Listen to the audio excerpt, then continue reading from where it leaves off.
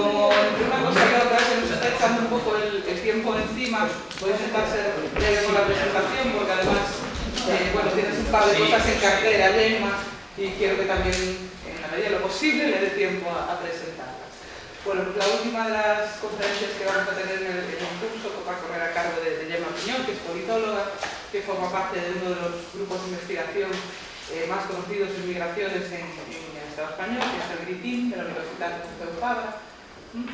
Y ella nos viene a presentar concretamente una iniciativa de red europea de ciudades interculturales, que creo que puede ser bastante interesante, y he trabajado en otros proyectos también relacionados con la cuestión de la integración, como las propuestas para crear un índice, ¿no?, de integración que permitiese comparar niveles, que permitiese medir y que permitiese comparar niveles de integración en distintos países, y que ha salido recientemente la última versión, ¿no?, del MIPEX, que así se llama este índice, este proyecto de investigación, y que podréis encontrar en la web si os interesa. Así que no voy a detenerme más, agradezco un montón a Gemma que esté por aquí y os dejo con ella. Muchas gracias. Pues muchas gracias por la invitación, de verdad, encantada estoy yo de estar aquí, y me sabe mal porque es viernes por la tarde, última hora, estáis cansados, pero yo voy a meteros un rollo, ya os aviso. Es un rollo un poco doble, la segunda parte a mí me parece más interesante, pero porque voy a hacer trampas. Os voy a explicar un poco las políticas de integración de la Unión Europea y luego me voy a centrar en un proyecto que es el de Intercultural Cities, que es del Consejo de Europa. Estamos en el mismo territorio pero con organizaciones distintas. ¿Por qué lo hago? ¿Por qué hago esta trampa? Porque yo creo que es importante, sobre todo viendo lo que estamos viviendo en estos días, que pongamos un poco sobre la mesa qué es lo que puede hacer la Unión Europea en ciertos temas y qué es lo que no puede hacer, porque se oyen muchas cosas y no siempre son correctas las interpretaciones. Y luego porque sí que me gustaría señalaros por qué hemos decidido que desde el mundo local se pueden hacer muchas más cosas que desde otros escenarios. Entonces, dejadme que vayas un poco rápido en el tema de lo que serían las políticas de inmigración y, sobre todo, específicamente de integración en la Unión Europea, pero os pongo este mapa un poco cutre, porque además falta Croacia, pero bueno, igual tampoco vamos a poner mucho. Pero un poco para explicaros por qué cuando hablamos de inmigración y de integración en Europa es tan complicado que nos pongamos de acuerdo. Y entre otras cosas es porque cada uno de los países que conforman la Unión Europea tiene una historia migratoria muy distinta. Y cuando digo muy distinta, quiere decir que los apriorismos con los que uno se mueve, las voluntades que hay detrás, son absolutamente dispares. En esta especie de color amarillento, en fin, un poco verde oca, son los países centrales, y son los países que son lo que llamamos los países tradicionales de inmigración en Europa. Tradicionales de inmigración en Europa quiere decir que son países que empiezan a recibir migraciones, sobre todo después de la Segunda Guerra Mundial. Y a partir de aquí empiezan a establecer políticas de integración bajo una lógica inicialmente muy marcada, como serían las políticas de los trabajadores invitados, los guest workers, básicamente para decir, oye, la gente viene a trabajar aquí pero se va a ir, con lo cual tampoco hace falta que nos compliquemos mucho en integrarnos porque no es la lógica, y con colectivos nacionales muy importantes para estos países. Es decir, en Alemania fueron los turcos que mayoritariamente llegaron en estas épocas, en el caso francés fueron los argelinos, en el caso de los británicos fueron básicamente los países de la Commonwealth, en el caso belga pues también argelinos y especialmente marroquíes, es decir, concentraciones de origen muy concretas, ¿vale? Y eso también marca un poco lo que tú entiendes por el otro, porque el otro es muy específico. Los países nórdicos, que están aquí en rojo, son países que después de la Segunda Guerra Mundial decidieron que sus políticas de inmigración iban a ser cero. Ellos tienen una lógica de políticas de inmigración muy cerradas en este sentido, con dos digamos, matices. Primero, el crecimiento demográfico tiene que hacerse a través de promocionar políticas de familia. Seguramente habéis oído hablar de las políticas de familia de algunos países como Suecia y Finlandia, que son especialmente generosas. Y luego, que nosotros no tengamos esta necesidad de mano de obra extranjera, que esto es como modelo, luego las cosas han ido cambiando, pero es el modelo mental en el que se mueven, no quiere decir que nosotros no tengamos un compromiso con el mundo en relación a atender a personas que sufren y huyen de conflictos. Y por eso tenemos una política de asilo especialmente generosa. Y esto es lo que también ahora explica que ante esta situación que estamos viviendo, por ejemplo, con la crisis de refugiados, el país que sale como ejemplo de país que recibe más refugiados por cápita es Suecia, porque precisamente forma parte de esta construcción histórica de nosotros lo que hacemos es atender a esas personas que sufren y las incorporamos a nuestra sociedad. Luego están los países del sur de Europa, los llamados PICs, no de manera casual, que son países que empezaron a tener movimientos migratorios pues a finales de los años 90, sobre todo al principio de la década de los años 2000, que a diferencia de los otros países se han convertido muy rápidamente en países de migración, es decir, no han tenido un crecimiento paulatino de la migración extranjera, sino que ha sido más concentrada y que además ha sido una migración procedente de muchos más sitios. Con lo cual, el modelo en el que se habla de integración no es focalizado en una comunidad, sino es en múltiples comunidades con realidades muy diferentes. Y finalmente, los países del este, en los que el modelo migratorio aún no está definido, porque algunos son países de origen, algunos son países ya de destino, otros son básicamente países de tránsito, y en los que además el discurso étnico, que nosotros desde la perspectiva de la Europa occidental no utilizamos en exceso, allí tiene un peso importante. Es decir, los colectivos, las minorías étnicas allí han jugado un peso que seguramente nosotros no hemos tenido. Y también para hablar del imaginario me parece importante tenerlo en mente. Bueno, cuando empezamos a hablar de la política europea de inmigración, 4 cosas que creo que es importante que tengamos claro es los temas que tenemos sobre la agenda son la gestión ordenada de flujos, que de otra manera, para entendernos, es la lucha contra la inmigración irregular, básicamente. Ya veréis que esto... La dimensión exterior de las políticas de inmigración, es decir, cómo nos relacionamos con los otros países que son de origen, la integración de los inmigrantes y la creación de un sistema común europeo de asilo, ¿vale? Y esto empezamos a trabajarlo en el 99, en la Agenda de Tampere, y lo hemos seguido trabajando a lo largo de estos años. Voy a ir rápido en esto, pero sí que me gustaría que vierais en el discurso y en el espacio comunitario, estos son los temas que han marcado la agenda. Luego podemos entrar en el matiz de si cuando hablamos de gestión ordenada realmente lo que decimos es lucha contra la inmigración irregular, y cuando hablamos de dimensión exterior, pues lo que hacemos es básicamente hablar de retorno y readmisión. Pero digamos que esto es una derivación, que ahora os explicaré un poco por qué viene, de lo que originalmente se creó en el 99. De todas maneras, me gustaría señalar, y esto solo para que lo sepáis, que ya en el 74 la Comisión Europea estaba preocupada por la integración de las personas inmigrantes y sus familiares. Es decir, lo que ahora os explicaré a partir del 99 es cuando decidimos tomarnos en serio la política de inmigración común, el proceso de construcción, pero que la preocupación por cómo se incorporan las personas de origen extranjero en las sociedades europeas es un tema que está en la agenda desde hace mucho tiempo. Si miráis los contenidos de estas políticas desde una lógica bastante asistencialista. Luego veremos que la revisión ha hecho que nos pongamos en otro marco. Es el Consejo de Tampere en 99, hace 16 años, en el que decidimos crear una política de inmigración y asilo común. Yo siempre digo que la política de inmigración, de hecho, nació como una especie de hermano gemelo inesperado de una política que entenderéis clara, que es la libre circulación en Europa. En el momento que nosotros decidimos crear un espacio común en el que nos movíamos libremente, se nos plantearon 2 cosas: qué quiere decir común y quiénes son los que están entre nosotros, que no son nacionales, es decir, cómo los gestionamos, y luego tenemos que gestionar este espacio común, con lo cual las fronteras exteriores adquieren una importancia que hasta ese momento no habían tenido. Si miráis lo que incluye la definición en el Consejo de Tampere 99, a mí me gusta ponerlo encima de la mesa porque creo que explica mucho hasta dónde hemos llegado. Dice, sería contrario a las tradiciones europeas negar esta libertad, la libertad de circulación, a aquellas personas a las que sus circunstancias conducen justificadamente a tratar de acceder a nuestro territorio. Es decir, nosotros creamos una política de inmigración con la lógica de garantizar igualdad de trato a las personas extranjeras que residían en el espacio europeo. Y digo que me parece importante marcarlo porque la historia nos demuestra que no nos hemos quedado en esto, sino que nos hemos derivado. Pero este es el mensaje inicial que en el 99 se puso encima de la mesa cuando se creaba la política de inmigración.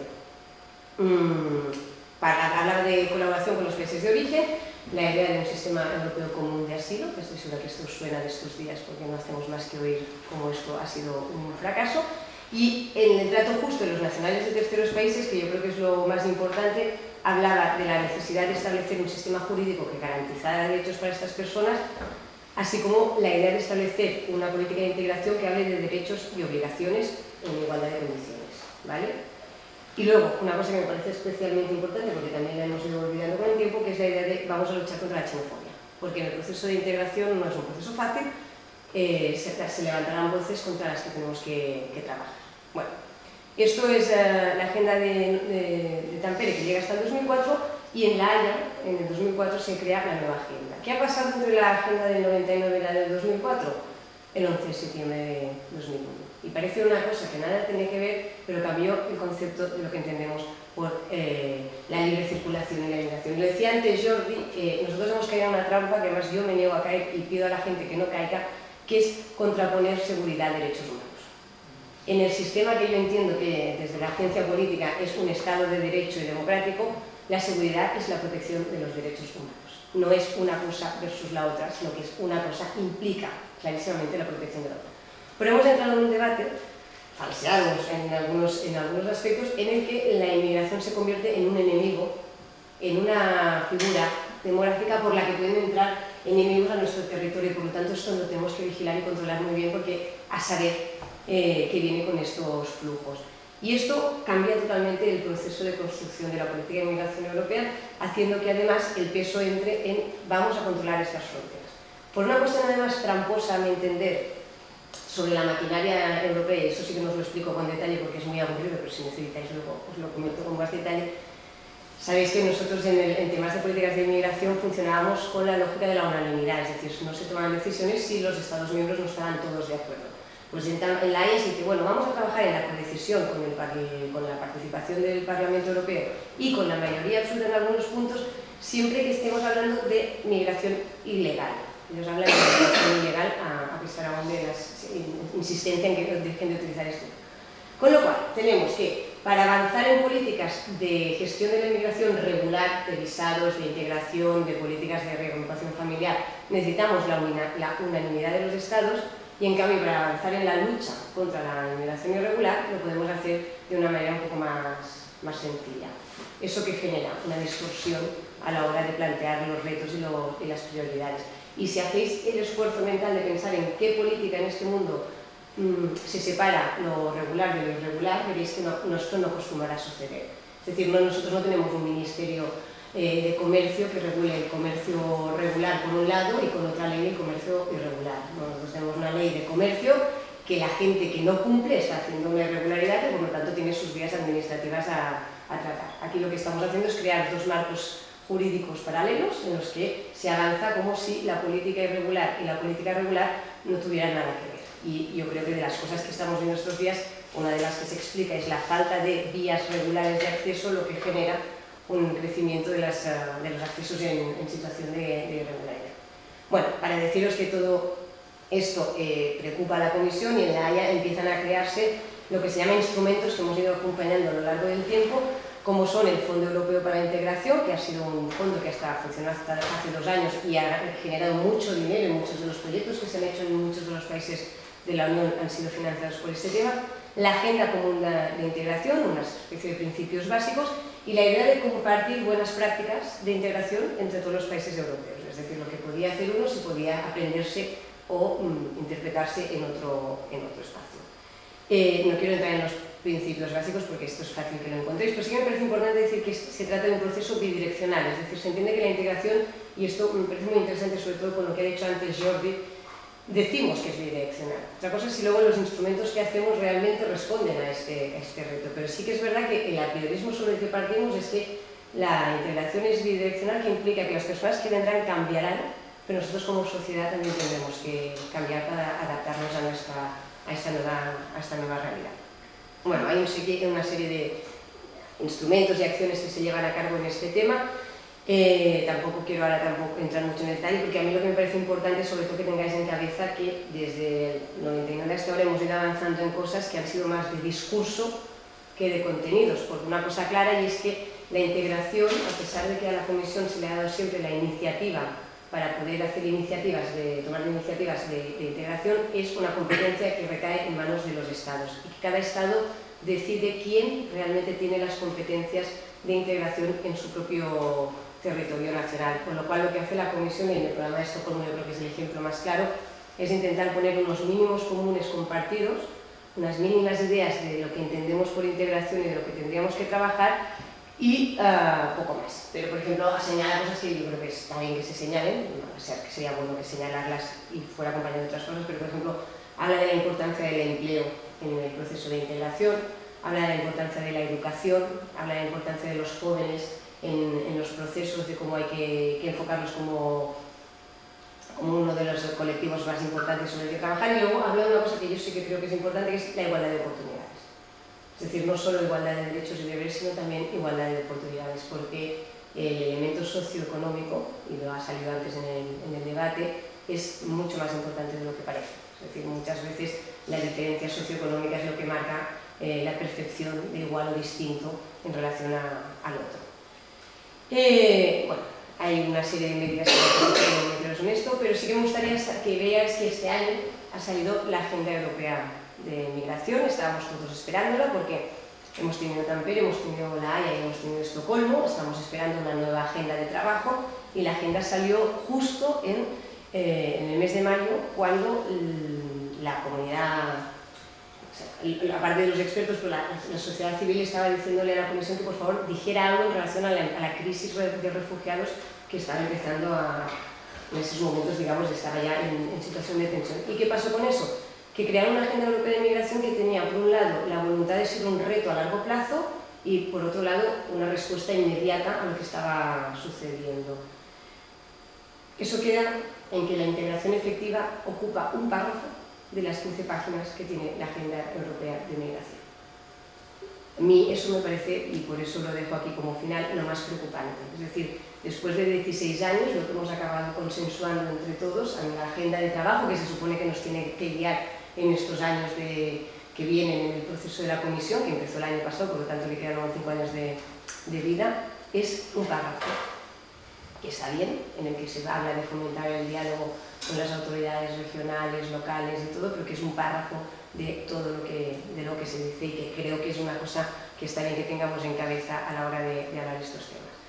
¿Por qué entonces desde el Consejo de Europa se decidió apostar por una iniciativa como la de las ciudades interculturales? Por dos cosas.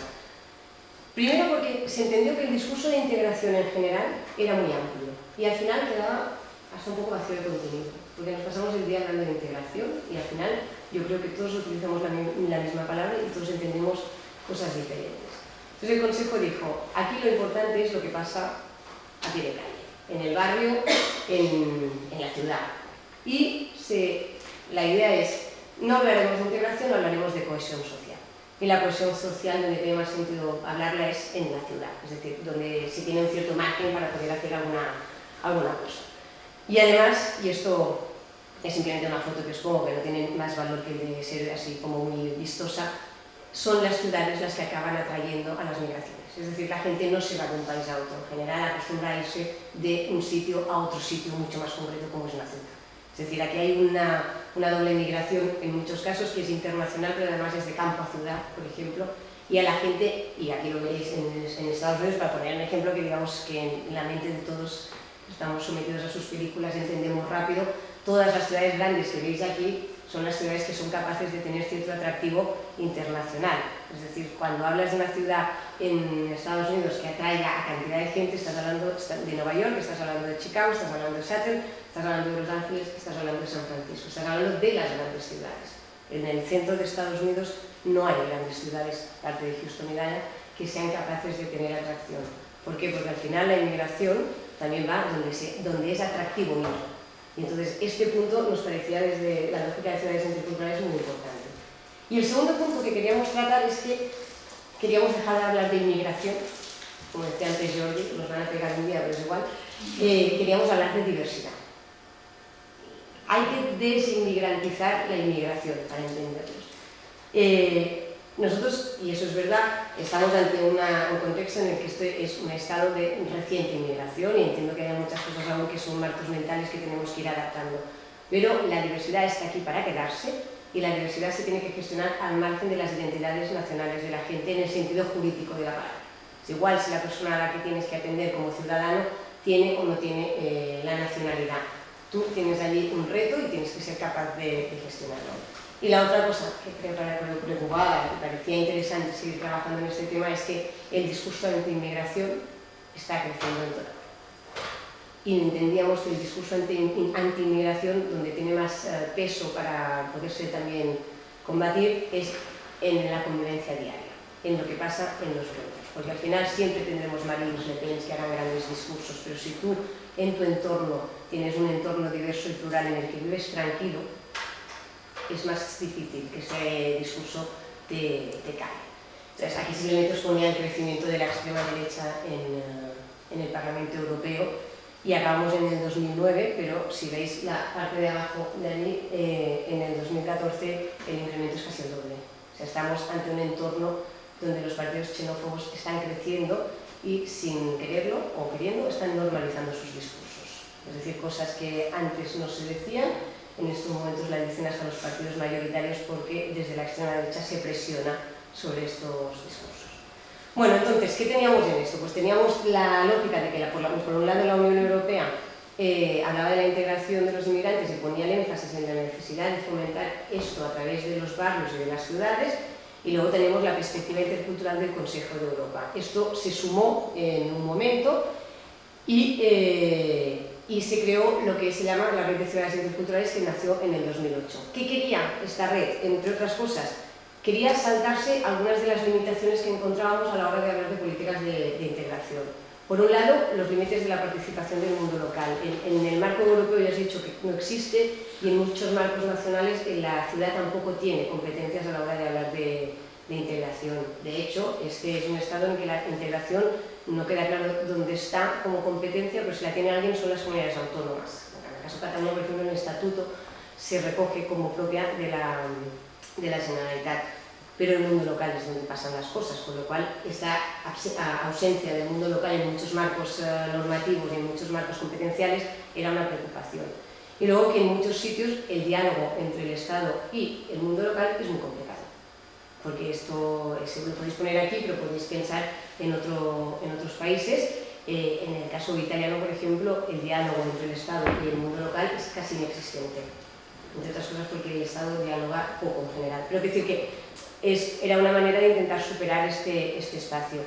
Era un espacio que ya os decía que en la Unión Europea tampoco había retos, y sobre todo porque pareció, y esto es una de las apuestas, que crear una cultura de red, apostando por lo intercultural, y ahora hablaremos de esto, podía servir para fortalecer a los ayuntamientos y facilitarles la interacción entre ellos, y sobre todo sacarlos un poco de la sensación de estamos solos ante el peligro, que es muchas veces lo que le pasa a un ayuntamiento cuando dice: de golpe mi ciudad ha cambiado y yo esto no sé gestionarlo. Bueno, pues no pasa nada, no te ha pasado a ti por primera vez, hay mucha experiencia en Europa, mucha experiencia fallida, mucha experiencia exitosa. Vamos a ver cómo compartimos toda esta información para que seamos capaces de eso, de sacar algún provecho. Entonces, digamos, es el contexto en el que nace el proyecto de Intercultural Cities, que cuando nació fue a raíz de una colaboración del Consejo de Europa y de la Comisión Europea, porque en estos momentos funciona básicamente a través del Consejo de Europa, que lo que quiere es pensar nuevas ideas y prácticas relativas a la inmigración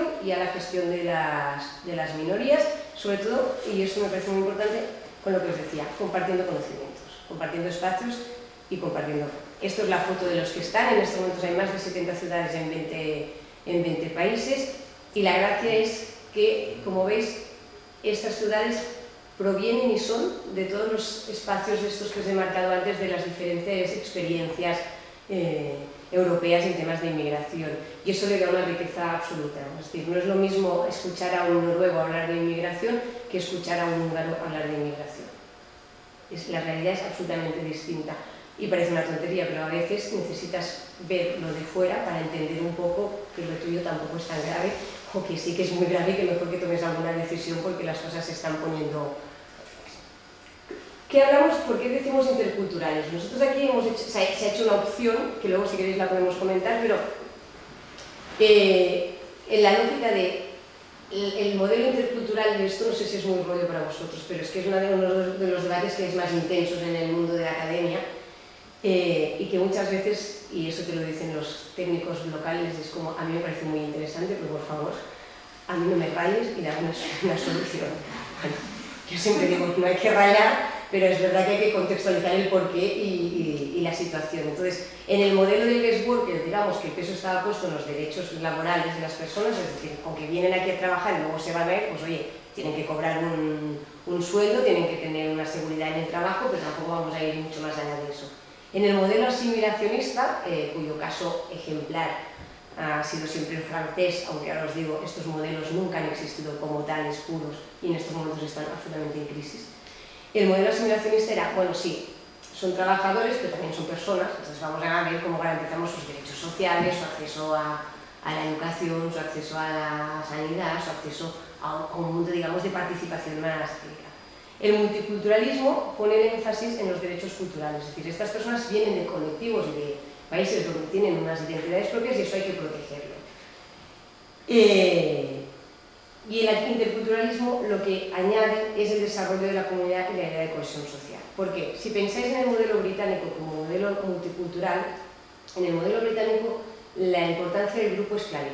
Es decir, hay un paquete de derechos que van relacionados porque alguien pertenezca a un grupo concreto que están muy bien en el sentido de que garantizan estos espacios, pero que al final crean espacios muy estancos en los que cada uno tiene sus derechos comunitarios protegidos, pero no suman, no hacen una suma total. La lógica que se tiene desde el interculturalismo es: nosotros no nos parece que funcionan bien esas ciudades que funcionan a través de guetos.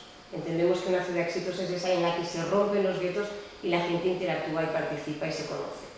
Y es verdad que eso es más conflictivo, es verdad que eso puede generar problemas, pero se entiende que este es el modelo al que tiene que llegar una ciudad, porque si no, no estás creando realmente una ciudad, estás creando pequeños segmentos guetizados. Entonces, la idea del multiculturalismo, del interculturalismo es sumar al multiculturalismo esta idea de decir, sí, todo lo que hemos dicho también, pero vamos a fomentar la interacción entre las personas. Y poniendo en valor una cosa que yo creo que es lo más importante, es no nos importa tanto lo que nos separa como lo que nos une. Es decir, a mí al final, cuando yo tengo que hablar con algún técnico en un ayuntamiento y tiene que intervenir, a mí me importa poco si el niño es musulmán, católico o protestante. A mí me importa que es un niño y por lo tanto lo que tenemos que poner en valor es qué espacio tiene ese niño para compartir un entorno con otros niños en los que además la diversidad sí la vamos a poner en valor, porque nos parece que vale la pena. Además, y eso es un acto de fe, de manipulación interna si queréis, nosotros salimos de dos premisas que nos parecen básicas. El primero es que hay ventajas en la diversidad. A veces parece un poco como de ciencia ficción y bonito, pero la lógica de la experiencia privada ya dice que la diversidad de las empresas es un valor, que permite en los equipos funcionar de otra manera, porque genera innovación, porque genera nuevas maneras de resolver crisis, porque necesitas de un espacio distinto que te obliga a pensar las cosas diferentes. Nosotros creemos de verdad que la diversidad tiene ventajas. También es verdad que somos capaces de entender que las ventajas no son inmediatas y que hay conflicto. No nos importa que haya conflicto, vamos a resolver el conflicto. Lo que no vamos a hacer es quedarnos sin nada. Pero sí que partimos de un apriorismo, que eso a veces es discutible, pero yo me lo creo, digamos, es que la diversidad en sí es una ventaja. Es decir, que yo pueda hablar dos lenguas para mí es una ventaja sobre el hecho de que pueda hablar una. Si hablo tres, mejor que una. Y si hablo cinco, pues ya os diría yo la alegría que tendría, porque no me pasa, es decir, no hablo cinco. Con lo cual la suma es en positivo. Y la otra cosa sobre la que partimos es la diversidad, la entendemos siempre basada en la igualdad de derechos, deberes y oportunidades.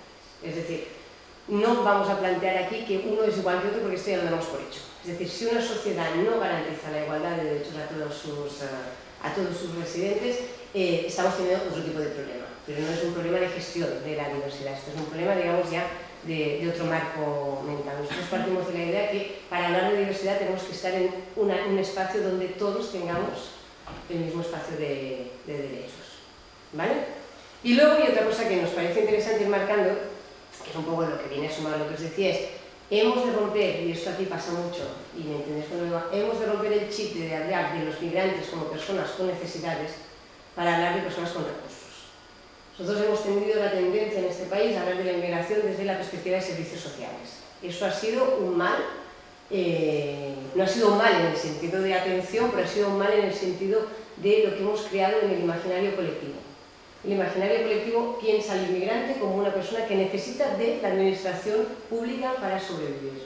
Y oye, hay gente vulnerable en todas las situaciones, nacionales y no nacionales, que necesitan de la administración pública para sobrevivir. Pero hay muchas personas de aquí y también de allí que están aquí y que no necesitan de la administración. Es decir, jamás, y esto lo he preguntado yo en todos los ayuntamientos, es ¿cuándo te viene a ti una persona, y por poner un ejemplo, un pakistaní, tú le dices que se vaya a promoción económica o le dices que se vaya a servicios sociales? A servicios sociales. Bueno, pues igual podrías haberlo directamente enviado a promoción económica porque tiene muy claro lo que necesita, el modelo de negocio que quieren, qué es la regulación local para empezar ya a trabajar, ¿vale? Entonces, esto que parece una tontería es un cambio de chip o un cambio de paradigma, para ser más formales, que es necesario, que cuesta mucho y que no es fácil. Y eso es un poco lo que estamos intentando hacer. Para hacer lo que hacemos, pues vamos a intentar aprovechar las ventajas de la diversidad, entendiendo cosas que me parece que Jordi ha dicho, por eso tampoco me voy a mantener mucho, pero que la organización socioespacial de las ciudades importa. Es decir, que donde vive la gente importa. Que a ti te puede parecer que no, pero que si a toda la gente la acumulas toda en situación de niveles de estratos sociales en un mismo sitio, vas a tener más problemas que si la gente está distribuida en diferentes espacios. O menos, pero en cualquier caso, que sepas que eso importa, que tendrá un impacto en cualquier caso. Que los valores de instituciones, que el discurso público también importa.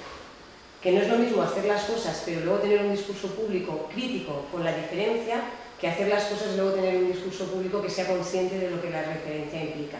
Y ya os digo, sin caer en el mundo naif ni nada, sino siendo capaz de decir, oye, tenemos un problema, pero vamos a gestionarlo, porque se trata básicamente de gestionarlo. Y luego, cambiando las políticas públicas. Nosotros tenemos políticas públicas que antes yo os he señalado. Tenemos políticas públicas básicamente pensadas para un modelo de señor blanco, heterosexual y cristiano, y me voy a decir yo como que entre los 40 y los 50. Entonces, mucha política pública para los jóvenes tiene que ser específica, porque hay que hacer políticas específicas para los jóvenes, porque en el imaginario las políticas generales no son para los jóvenes. Entonces, creamos políticas específicas, políticas de género. Es como, mire, no, el género en todas las políticas. Pues en la diversidad es lo mismo, porque de hecho es lo mismo. En todas las políticas usted tiene que tener este chip en la cabeza. ¿Y cómo lo hacemos? Pues este es el trabajo de la red, también es a través de selección de estándares europeos, es decir, qué son los mínimos que no queremos perder, cuáles son los mínimos que consideramos imprescindibles y sobre todo analizando y trabajando con la academia para que nos proporcione argumentos. A veces argumentos que tenemos que trabajar porque son contrarios, pero está bien, porque tienes que ir cambiando y tienes que estar totalmente en evolución. Cosas que a nosotros nos gusta decir de por qué creemos que a veces que esto de la perspectiva intercultural funciona. Porque hemos hecho algunos estudios comparando los resultados del índice, que ahora os explicaré. El proyecto Intercultural City es uno de los instrumentos que tiene, es un índice de medición de las políticas interculturales en las ciudades, ¿vale? De cómo se aplican todo esto que os estoy diciendo en la ciudad, con preguntas muy concretas, una de las cuales es cómo gestiona usted la diversidad en el tema de los cementerios. Pues lo que hemos hecho aquí es preguntar cómo quedan resueltas el tema de la seguridad, las percepciones de la seguridad en relación a los resultados que las ciudades tienen en el índice. Y como veis, la relación es una correlación bastante alta. Es decir, como mayor puntuación tiene una ciudad en el índice, mayor es la sensación de seguridad. Sensación de seguridad, porque sabéis que la seguridad es una cosa absolutamente difícil de medir. Por eso me parece muy interesante, porque la seguridad... hay estudios, por ejemplo, que dicen que uno de los elementos que hace que una persona se sienta más insegura en su ciudad es el nivel de limpieza de las calles. El nivel de limpieza de las calles. Parece, así a priori, una absurdidad, pero la sensación de que tu barrio está alejado de la mano de Dios, que la administración pública por allí no pasa, genera mucha inseguridad. Y tú puedes tener ciudades donde dices, oye, no hay delito, no hay asesinatos, los robos son mínimos, están concentrados, es muy pequeño, y la gente diga, yo no me siento seguro. ¿Por qué? Porque hay cosas muy subjetivas en lo que es el concepto de seguridad. El índice no trabaja en garantizar la seguridad, no es un arma de protección, no es un arma de protección policial, pero es un arma de protección cívica. Como más cohesionadas sean tus ciudades, como más atendidos estén todos los barrios en general, como más igualdad haya en el trato que la administración da a todos sus ciudadanos, mayor es la percepción de tranquilidad que tienen las personas, porque se sienten más seguros y más cómodos en toda su ciudad. Y eso es uno de los ejemplos que venimos a poner aquí en la mesa. Y por el otro lado, la cosa que poníamos al revés es el uso de discursos xenófobos en los medios de comunicación en aquellas ciudades que puntúan en el índice. Y aquí lo mismo. Como mayor es la puntuación de una ciudad en el índice, la relación de los discursos pro diversidad es mayor, ¿vale? Es decir, porque hay una concienciación pública de que decir ciertas cosas pesa. Y eso es una cosa que en este país, por ejemplo, si miráis los estudios que se han hecho sobre los medios de comunicación, en general salen bastante mal parados, porque los medios de comunicación en general buscan esa parte salvaje del drama. Dicho esto, ¿por qué apostamos pues, por estas políticas interculturales? Porque de verdad creemos que son sostenibles. Es decir, no se trata de hacer nuevas políticas, se trata de hacerlas distintas. No necesitas grandes recursos. Necesitas maneras distintas e innovadoras de pensar las cosas. Pero no se trata de crear nuevos espacios, nuevas unidades, se trata de repensar lo que ya tienes. No son partidistas porque de verdad son ideológicas en el sentido que lo tienes que creer. Hay un compromiso público sobre creerte que la diversidad y que la diferencia importa y no tiene que generar discriminación, pero no son partidistas. En las 70 ciudades que os he dicho, pero en las ciudades ahora que os explicaré la RECI, tenemos partidos políticos de todos los tipos. Lo que los une es más importante que lo que los separa. Es flexibilidad política porque son políticas que se adaptan a lo que pasa. Se adaptan a las realidades de la diversidad y las realidades de la diversidad son variables también porque la diversidad nosotros la podemos entender desde una perspectiva de origen, pero la diversidad es múltiple y diversa, por tanto. Nos parece que funciona porque tienen la idea del proyecto de ciudad. Es decir, cuando tú llegas a Cataluña y empiezas a entender el concepto de lo que pasa en Cataluña con la identidad, igual te cuesta si te sientes catalán o no. Y igual te cuesta si te sientes catalán o español, o igual te cuesta si te sientes español, pero catalán no, porque esto es un proceso que de verdad cuesta. Nosotros lo llevamos bien porque llevamos mucho tiempo allí, pero una persona que acaba de llegar igual es pedir demasiado que al cabo de 2 días se siente identificado con un colectivo o con otro. En cambio es muy fácil que se sientan de Barcelona, porque la viven cada día, porque al final están ahí trabajando, porque sus hijos van a la escuela y entonces la sensación de formo parte de esta pequeña ciudad que es la mía ahora, eso es muy fácil. La identidad de ciudad es mucho más importante a veces que la identidad de territorios más grandes. Es decir, un neoyorquino se siente muy neoyorquino y es fácil sentirte neoyorquino y seguramente no tienes por qué sentirte de Estados Unidos en el sentido amplio de la palabra. Entonces, esta idea también nos parece que en el sentido de la política intercultural local funciona. Y luego que prevé los conflictos sociales, sobre todo aquellos que van que se derivan de la falta de conocimiento, porque precisamente lo que buscamos es la interacción entre la gente. Y lo que se busca es poner a la gente al lado de la gente, que la gente tenga espacios como ciudadanos en los que interactúen personas a pesar de sus orígenes con intereses comunes. A veces pueden haber roces en estos entornos, perfecto, se gestionarán. Lo que no vas a hacer es separar las cosas para no tenerlos, es decir, trabajas en la prevención y sobre todo trabajas educando a la ciudadanía en la lógica del respeto a la diversidad, que parece una obviedad, pero no siempre es tan obvio. Esta es las 12 ciudades y un territorio, porque Tenerife es el cabildo, que conforman en estos momentos la red de ciudades interculturales aquí.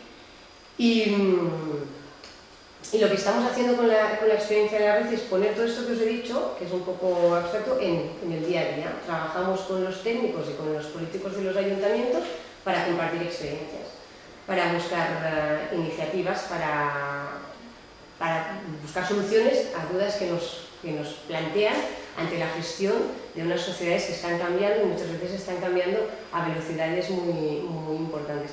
¿Y cómo lo hacemos? Pues trabajamos en la lógica de red de redes, es decir, trabajamos con ciudades que forman parte del Estado, pero trabajamos también con la red europea, con lo cual muchas de las preguntas que hacemos, cuando no sabemos cómo gestionarlas, las replicamos y buscamos en ejemplos europeos que nos permitan aprender en el proceso. A veces aprendemos que es mejor no aprender, pero también eso es un aprendizaje. ¿Cómo hacemos esto? Pues os decía antes que de los instrumentos que tenemos, por ejemplo, uno es el índice. Hay un índice de evaluación de las políticas interculturales en los municipios que lo que hace es comparar cuál es el compromiso y cuál es la acción política y pública que se está haciendo para aplicar políticas que gestionen la diversidad desde la perspectiva intercultural. Hablamos de inmigrantes y también hablamos de minoría, porque una de las cosas que hay que poner, y antes lo comentaba una de las personas del público, es el tema de la población gitana. Nosotros es un tema que en este país ha como olvidado y siempre sale como una de las faltas que hay que hacer, porque la población gitana, la población roma también es diversidad en nuestro territorio y ha sido seguramente una de las diversidades más tapadas y menos atendidas de las que hemos tenido. Bueno, esto simplemente para que veáis que las ciudades de la RECI, comparadas con las ciudades europeas, no están tan mal en muchas cosas.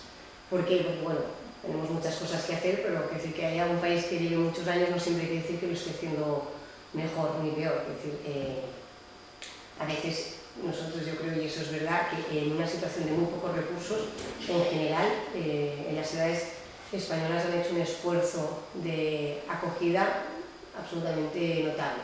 Si miramos los números y los recursos que se han destinado a eso en comparación con los recursos y el dinero que se ha gestionado en otros países. ¿Cómo hacemos también el trabajo? Pues hablamos con lo público desde lo político también. Es decir, hacemos encuentros con los representantes políticos. Aquí es una foto de la última reunión con políticos que hubo, pero yo creo que una de las redes que en ese momento, ahora ya no nos ha pasado porque las elecciones han cambiado un poco la cosa, pero en ese momento teníamos representantes de Bildu y del PP que se sentaban en la misma mesa para hablar de temas de diversidad, y eso no pasa a menudo. Y creo que ya el hecho de que se hable, de que tengan esta especie de espacio para hacerlo, es positivo en sí mismo. Y luego además también permitimos el diálogo entre lo político y lo técnico, que no siempre es fácil, que no siempre, en fin, no sé si hay alguien aquí que conozca el mundo técnico de la administración local, pero que te escucha a veces tu representante político bastante complicado. Entonces también este es un espacio para interaccionar. Promovemos el intercambio de experiencias, de aprendizaje a través de reuniones específicas, y ahora, por ejemplo, vamos a organizar en el ámbito de la red europea una reunión de trabajo sobre la gestión de las ciudades y la acogida de los refugiados, que parece que ha nacido de ahora, pero no, está prevista desde hace ya más tiempo, y que viene a responder a una preocupación que tienen países como, por ejemplo, Alemania o Suecia, que llevan haciendo grandes políticas de acogida y se gastan grandes recursos, pero que tienen la sensación de que la integración de los refugiados en estas ciudades no ha funcionado correctamente. Es decir, hasta las que funcionan bien tienen recursos, tienen dudas y tienen retos para mejorar la calidad de lo que están haciendo. Y en este espacio, que las ciudades, por ejemplo, de la red, que jamás han gestionado, o con muy poca tradición, han gestionado la acogida de refugiados, que puedan aprender de lo que los demás ya están revisando, es un valor que no tiene precio, porque estás pensando cómo hacerlo y hacerlo bien desde el principio. Y luego lo que trabajamos mucho también es la lógica de lo que os decía antes, que la diversidad tiene que estar en todas las políticas públicas, que no se trata de que el departamento de la diversidad vaya haciendo sus cosas, sino que el de urbanismo tiene que entender lo que implica gestionar un edificio nuevo en una ciudad diversa, pues eso es distinto y los usos que tiene que darle son distintos a los que tiene que hacer sino en otro espacio. Bueno, ¿cómo hacemos algunas de las cosas? Porque hay muchas de las cosas que vamos haciendo de todo, pero bueno, sí, porque me gustaría señalar algunas cosas de debilidades que hemos pensado que está bien y que igual vosotros lo veis también muy claro. Es cuando tú tienes un discurso elaborado, que además te crees, y lo intentas trabajar sobre todo en el mundo local, lo que pasa es que tu ámbito de acción es de medio a largo plazo. Y en el ayuntamiento la respuesta tiene que ser inmediata. O sea, no hay espacio para el matiz. Es como, mire, es que yo tengo que resolver esta familia, esta situación de hoy a mañana. No necesito que me expliques tú qué bonito es el mundo ya. Yo lo necesito para hoy. Entonces, una de las cosas que es más complicada, sobre todo para responder, es cómo gestionas transformaciones que son complejas y que tienen sus tiempos con realidades que tienes que empezar a responder ya, porque seguramente las tendrías que haber respondido ayer. Es decir, esto es una de las tensiones que nos encontramos. Y también nos encontramos en tensiones de que estamos en una situación que hemos visto cómo se reducían los recursos en temas de vulnerabilidad en este país en general muchísimo. Hay también temas de formación de los técnicos municipales. Pero no penséis en el técnico municipal solo en el señor que está atendiendo en la entrada, en la oficina de atención al ciudadano. Pensad también en la policía. Pensar también en personas que son, por ejemplo, puede ser un profesor, que son personas que están atendiendo a la realidad diversa y muchas veces no tienen los instrumentos necesarios para entender cómo gestionar esta diversidad.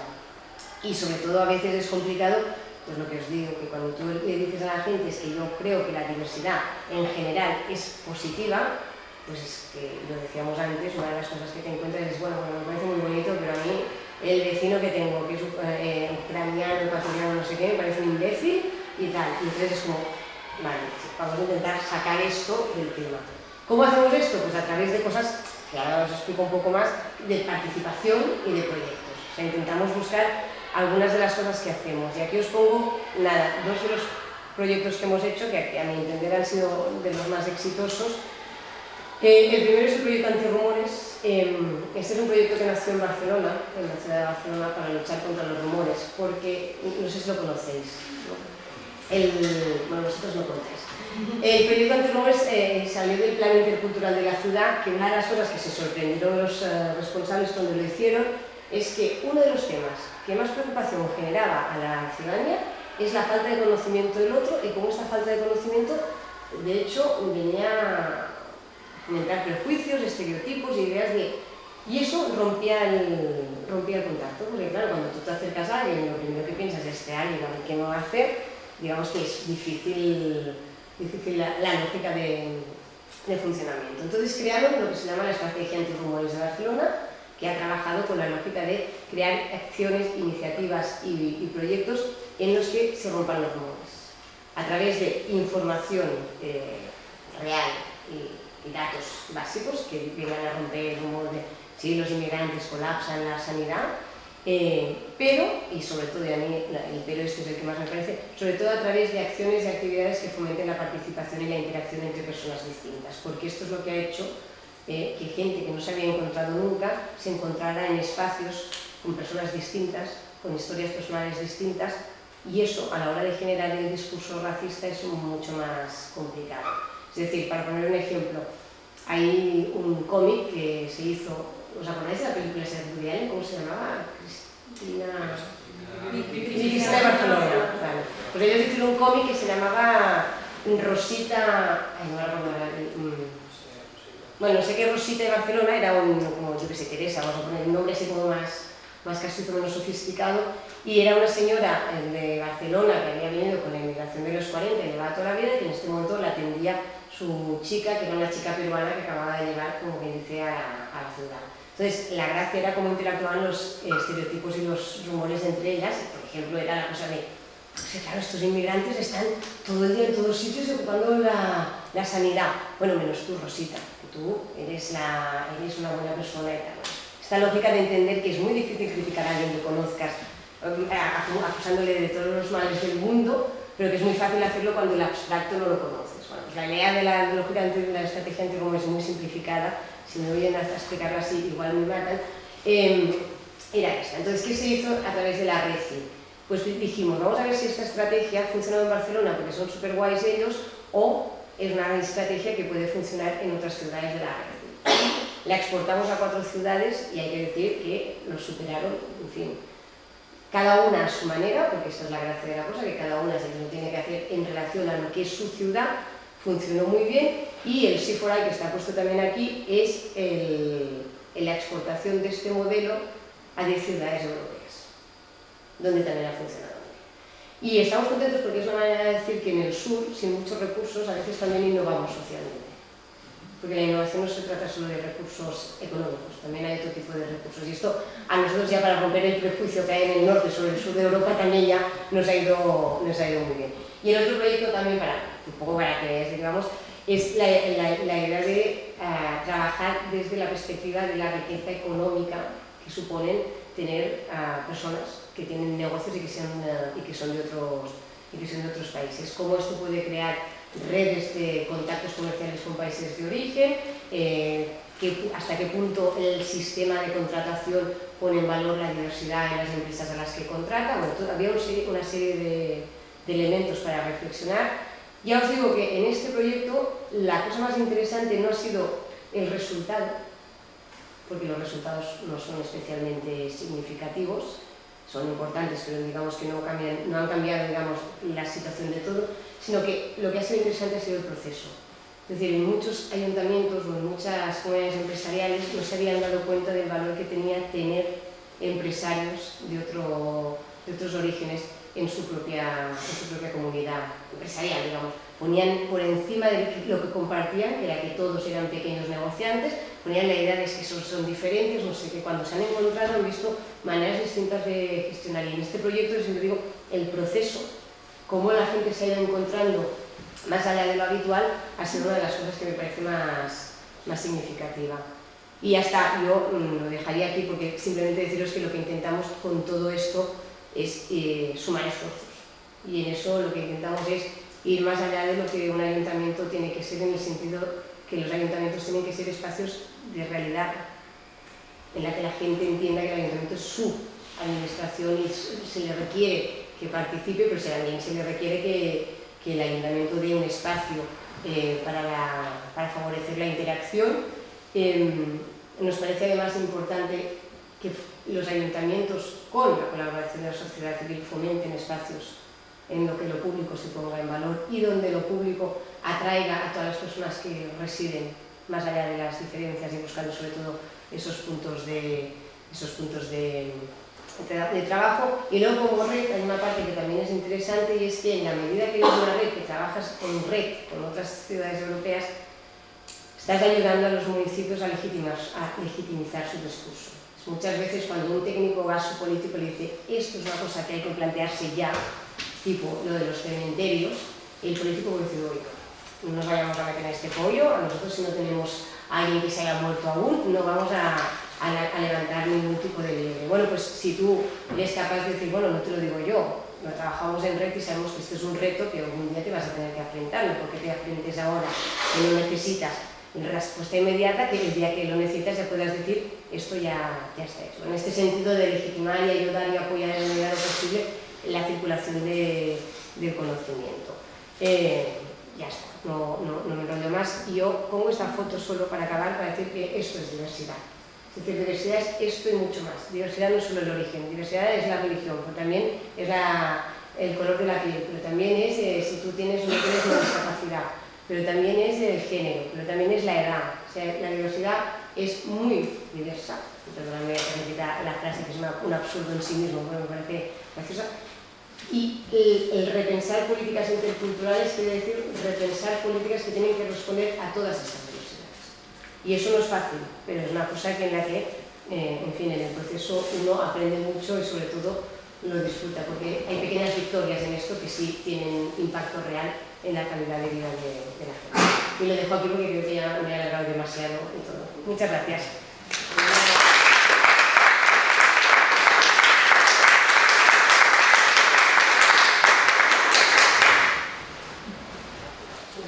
¿Tenéis preguntas?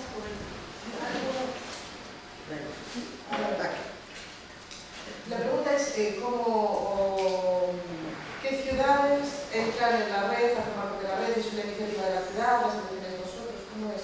Oye, esto es... Bueno, porque no lo he dicho antes y ya se me ha dado porque está grabado. La red ahora funciona con el Consejo de Europa. Empezamos con una colaboración con el Gritín de la Pompeu y ahora tenemos también una pequeña ayuda, pero muy agradecida, de la Casa.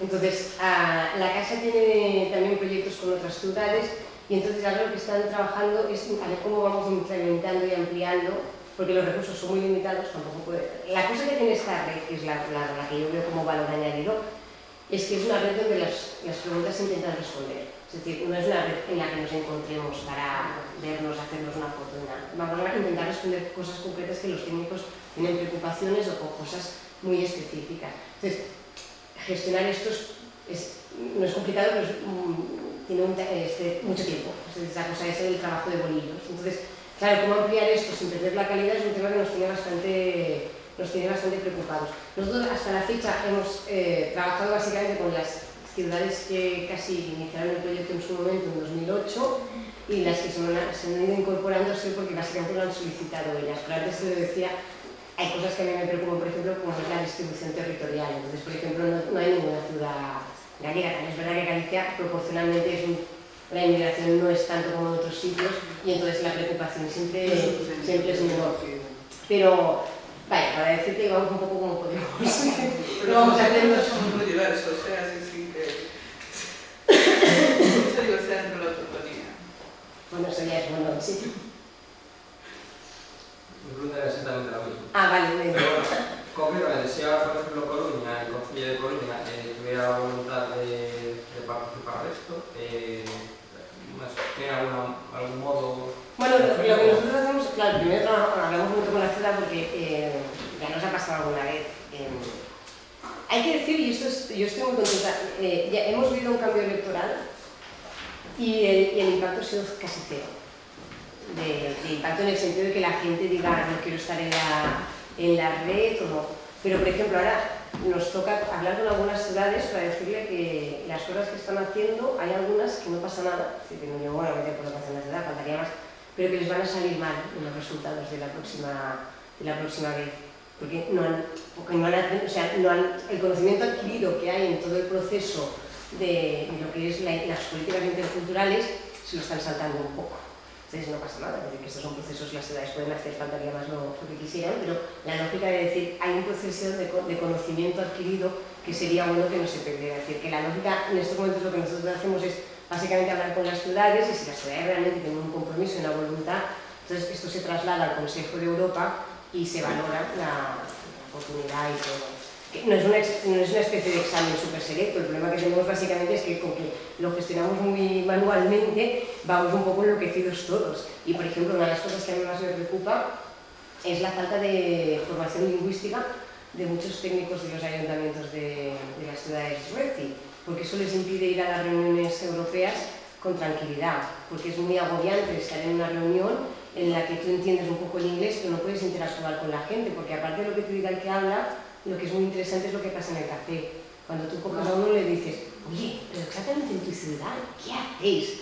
Y ese te coge, es una manual de su trabajo y durante 3 horas te está explicando. Claro, hay cosas que a veces nosotros también vemos que las dificultades de lo que pedimos a las ciudades también es complejo, con lo cual aquí también estamos ahora pensando, el otro día decíamos, tener que hacer formación lingüística, que no nos toca, pero es como red, pero igual es casi la mejor inversión que podríamos hacer en algunas cosas.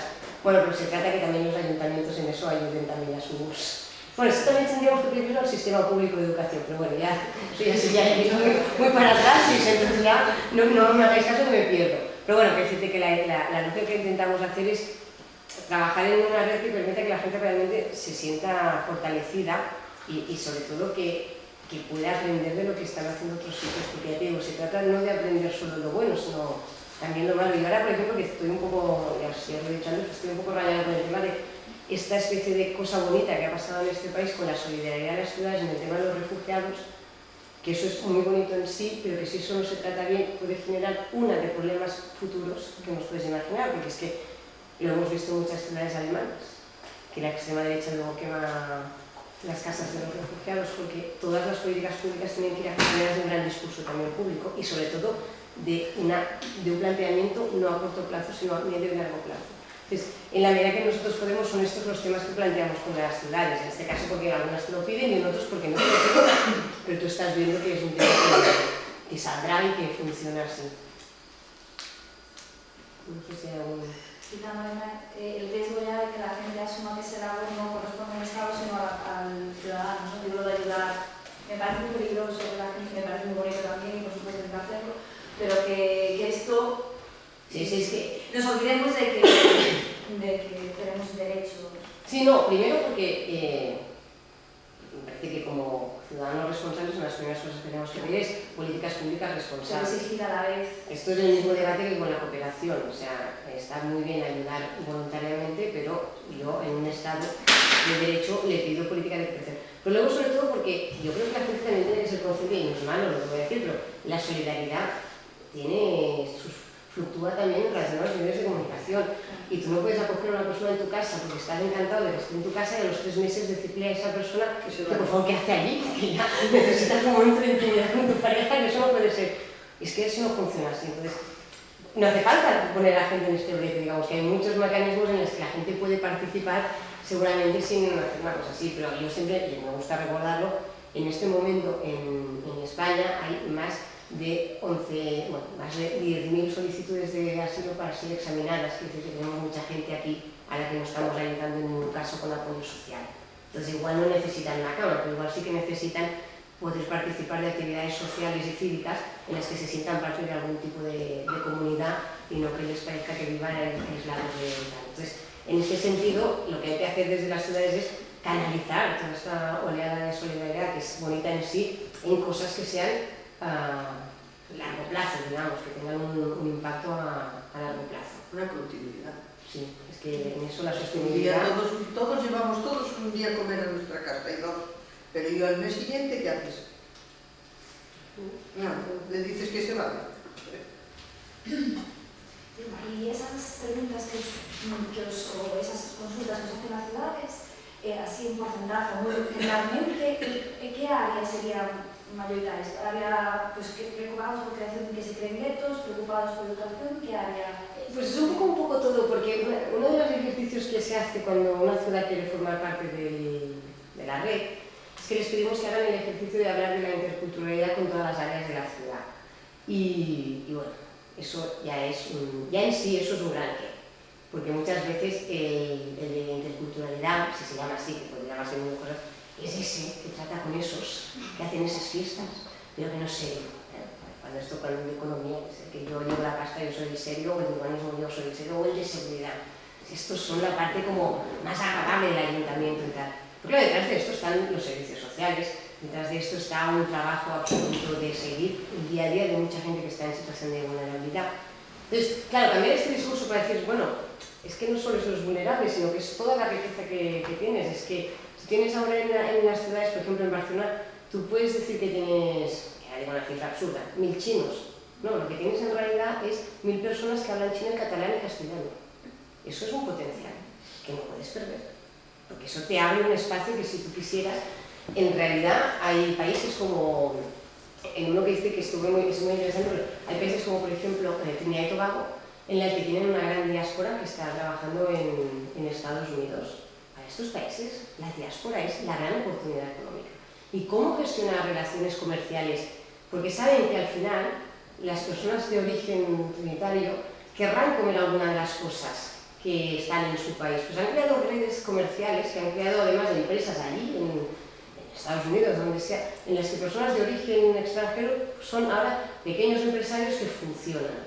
Entonces lo que tú te interesa es no perder jamás estas conexiones y hacerlas interesantes para ti, para el país donde viven esas personas y para la persona en sí. Entonces, claro, cambiar este chip es muy complicado. Entonces, cuando dices cuáles son sus preocupaciones, tienen preocupaciones de todo tipo, desde cómo actuar, por ejemplo, con las relaciones interconfesionales, qué hay que hacer, qué no hay que hacer, que se lo decía, estábamos hablando antes con Jordi. Muchas veces desde la lógica de lo que te parece interesante de generar espacios de diálogo, lo que estás haciendo es cronificar espacios donde la diferencia es lo que marca. Y seguramente buscando otros elementos comunes podrías cambiar el discurso o como mínimo la interacción o como mínimo buscar alternativas a no entender que la religión es una cosa opuesta a la otra. Es decir, que podrías buscarle otros espacios. No, yo no sé, esto tampoco es. Pero la cuestión es, vamos a replantearnos algunas cosas. Y entonces, ya te digo que las preguntas pueden ser de lo más diversas. Y de hecho muchas de las preguntas que hay siempre es, uno, ¿cómo lo hago yo para que mi responsable político esto se lo crea? Y la segunda es, ¿cómo lo hago yo para que mis compañeros en la administración esto se lo crean? Y esta es de verdad el gran qué. Y por eso, pero a veces muchas cosas esto se arregla con... Una de las cosas que hacemos, aparte de las visitas, es también invitar a las ciudades, a otras ciudades y tal. Normalmente la gente cuando ve que alguien se lo toma en serio y que en realidad en el entorno esto tiene un valor y tiene el valor, pues ya te digo, el valor económico que tiene, aprovechar la diversidad que tiene una ciudad, se lo empiezan a tomar un poco más en serio.